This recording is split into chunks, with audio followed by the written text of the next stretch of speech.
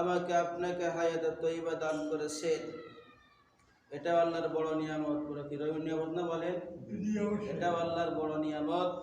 আর একটা দিন হায়াত পাইলে একটা দিন আল্লাহর ইবাদত বন্দি করতে পারবো না বলেন?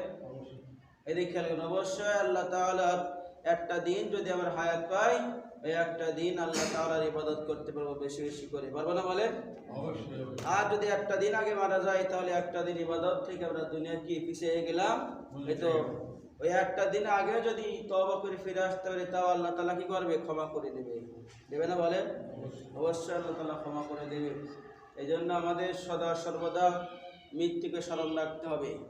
মৃত্যুর কথা আমাদের সদা সর্বদা সব সময় ভাবতে হবে। মৃত্যু আমার যে কোনো মুহূর্তে হইতে পারে না বলেন? যে কোনো মুহূর্তে আমার আপনার মৃত্যু হইতে পারে।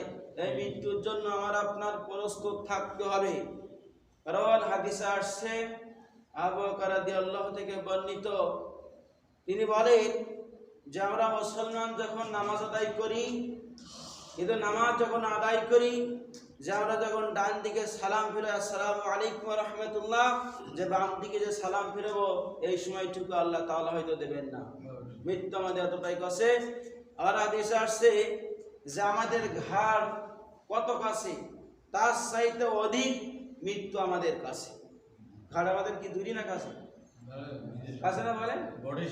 তাহলে সেই ঘাড়ের চাইতে মৃত্যু আমাদের অধিক কাছে। এই মৃত্যুকে যদি আমি আপনি স্মরণ করতে পারি, তাহলে দুনিয়ার সমস্ত গুনাহ থেকে আমি আপনি বেঁচে থাকবো। আর যখন আমার আপনার মন থেকে মৃত্যু চিন্তা উঠে যাবে, পরকালের চিন্তা উঠে যাবে, তখন আমার আপনার দ্বারা অন্যায় হবে। কথা মিলছে কিনা বলেন? এইগুলো হবে। আর যখন এইগুলো চিন্তা ভাবনা করবো না, আমার তো মরতে হবে, আমার চলে যেতে হবে, এই চিন্তা যখন আসবে, তখন আপনার মুখ দিয়ে একজনে বড় কথা বলতে পারবেন না। পারবেন বলেন? পারবেন না। বলো, যেহেতু কথায় প্রসঙ্গে ওটা বলে বলবো, কারণ ক্ষমতা চিরস্থায়ী নয়। চিরস্থায়ী বলেন? চিরস্থায়ী নয়।